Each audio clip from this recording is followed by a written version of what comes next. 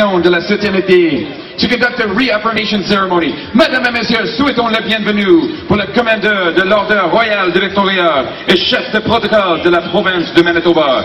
Ladies and gentlemen, please welcome to the stage the commander of the Royal Victorian Order and the chief of protocol for the province of Manitoba, Dwight Mcallie.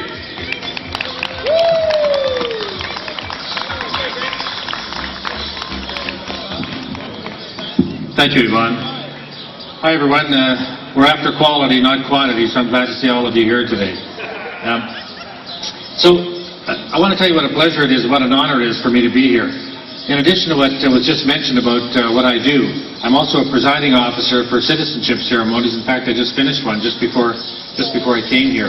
But it's a real pleasure to be here as part of the Pan Am Relay, because no city in Canada has a greater connection to the Pan Am Games, aside from Toronto, where they start in just a few weeks, than the city of Winnipeg. Because as you know, when they come to Toronto, it'll be the third time the Games have been in Canada. The other two times have both been here in Winnipeg. The relay itself is, of course, going to many cities across Canada. In addition to Winnipeg, it's going to Richmond, Halifax, Calgary, and Montreal, and of course here.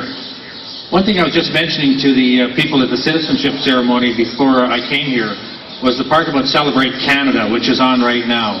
Over the weekend we had the National Aboriginal Day. Wednesday we have St. Jean-Baptiste Day. Saturday it's Canada's Multicultural Day. And July 1st is the biggest day for all Canada when we celebrate our birthday. And of course in 2017 it'll be our 150th. And just before we do the reaffirmation oaths, I want to mention to you, my job, as was mentioned, is as the Chief of Protocol with the Government of Manitoba. One of the main jobs I do is to deal with people who come here from other nations as ambassadors. And the reason I mention this before we do the ceremony is that each of you who's a Canadian is actually an ambassador. You're an ambassador for one of the greatest, freest, richest, most beautiful nations that has ever existed in the history of this planet, being a Canadian.